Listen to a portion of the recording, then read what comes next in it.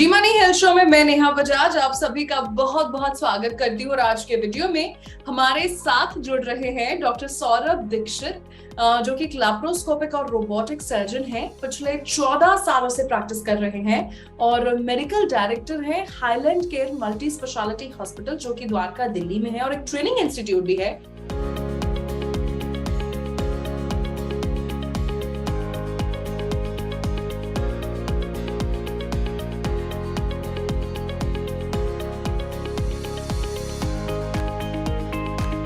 Doctor Dixit, जी money health show में आपका बहुत बहुत स्वागत है। धन्यवाद, थैंक यू। अच्छा डॉक्टर, हम बात कर रहे हैं लैप्रोस्कोपिक सर्जरी की, एक ऐसी चीज जो कई सारी चीजों के लिए इस्तेमाल होती है ट्रीट करने के लिए। आज हम स्पेसिफिकली बात करेंगे यूटेराइन फाइब्रॉइड्स की। यूटेराइन फाइब्रॉइड्स को रिमूव करने की नीड क्यों पड़ती है? क्या ये कैंसरस हो जाते हैं आगे चलकर?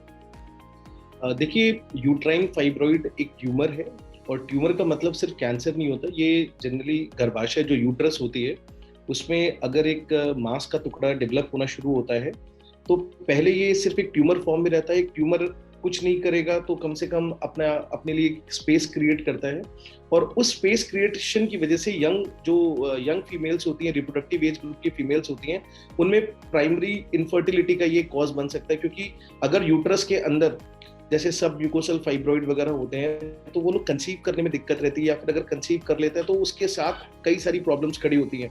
दूसरा होता है कि अगर ये सतह के बाहर यूट्राइन फाइब्रॉइड होती है तो पेशेंट्स को दर्द बहुत ज्यादा होता है, क्योंकि ये यूट्रस पे ट्रैक्शन फैक्टर क्रिएट करती है। यूट्राइन फाइब्रॉइड से घबराना नहीं है। अगर छोटे फाइब्रॉइड होते हैं तो हम उसे ऑब्जर्व भी कर सकते हैं, क्योंकि कई बार ये दवाइयों के द्वारा भी कमजोर होकर गल जाते हैं। लेकिन अगर बड़ा यूट्राइन फाइब्रॉइड है तो समय के साथ इसके लिए डिसीजन मेकिंग बहुत जरूरी है, तो क्योंकि ये कैंसर में भी कन्वर्ट हो सकते हैं। हालांकि सारे यूट्राइन फाइब्रॉइड कैंसर में कन्वर्ट नहीं होते, लेकिन अगर लंबे समय तक कोई भी यूट्राइन फाइब्रॉइड शरीर में रहता है तो कैंसर बनने की प्रोबेबिलिटी बढ़ जाता है। ओके एंड सर, अगर मैं बात करूं लैप्रोस्कोपिक सर्जरी की, किस तरीके से लैप्रोस्कोपिक सर्जरी से आप यूटेराइन फाइब्रॉइड्स रिमूव करते हैं? देखिए, जब लैप्रोस्कोपी नहीं थी तो हम पेट में चीरा लगा के ऑपरेशन करते थे। पेट के नाभि के नीचे हम एक चीरा लगाते थे बड़ा, तो वो इंसिशन इतना बड़ा होता था कि पहली बात तो इंसिशन रिलेटेड कॉम्प्लिकेशंस होते थे, क्योंकि पेशेंट की रिकवरी टाइम था वो हफ्ता 10 दिन बढ़ जाता था।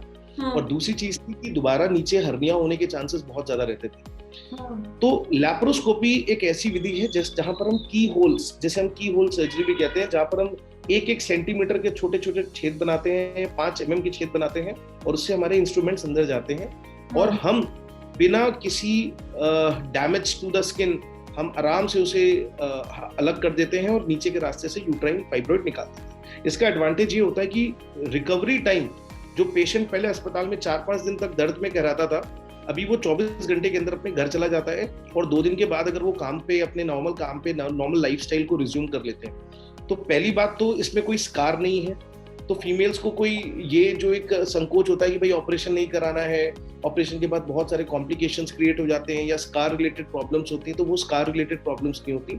दूसरी की छोटे छोटे दाग होते हैं जैसे 1 सेंटीमीटर का, क्योंकि समय के साथ ऐसा लगता है कि जैसे किसी मच्छर ने काटा है। तो स्कारलेस, बेसिकली एक तरीके से मैं कहूंगा स्कारलेस टाइप की सर्जरी है, और पेशेंट को रिकवरी के लिए नहीं सोचना पड़ता है, वो आराम से 1-2 दिन के बाद अपने नॉर्मल काम में व्यस्त हो जाता है। अच्छा, एंड सर, सर्जरी के भी क्या कोई रिस्क एंड कॉम्प्लिकेशंस हैं? देखिए, हर सर्जरी के अपने रिस्क और कॉम्प्लिकेशन होते हैं, लेकिन ओपन सर्जरी के कंपैरिजन में मिनिमल एक्सेस सर्जरी, जो लैप्रोस्कोपिक सर्जरी को मिनिमल एक्सेस सर्जरी कहते हैं, इसके बहुत कम कॉम्प्लिकेशंस होते हैं।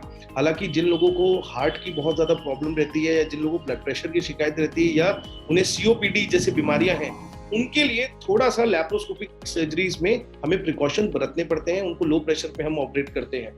तो अगर आप कॉम्प्लिकेशन की बात करें तो हर सर्जरी में बेहोशी से रिलेटेड अपने कॉम्प्लिकेशन होते हैं, लेकिन लैप्रोस्कोपिक सर्जरी या मिनिमल एक्सेस सर्जरी में ये कॉम्प्लिकेशन 1/10 लेवल पे चले जाते हैं। So it's very less, it's very safe also.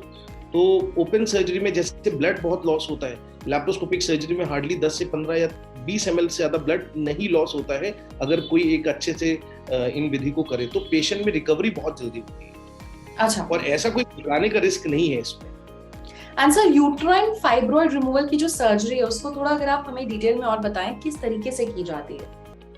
देखिए, यूट्राइन फाइब्रॉइड को हम स्टैंडर्ड, अगर मैं स्टैंडर्ड मिनिमल एक्सेस सर्जरी की बात करूं तो हम 4 छेद करते हैं, जिसमें नाभि के नीचे एक छेद करते हैं और नाभि के 2 साइड 2 छोटे छोटे छेद करते हैं। कभी कभी हमें उल्टी साइड पे 2 छेद करने पड़ते हैं, नहीं तो हम एक छेद से भी उस सर्जरी को कर सकते हैं।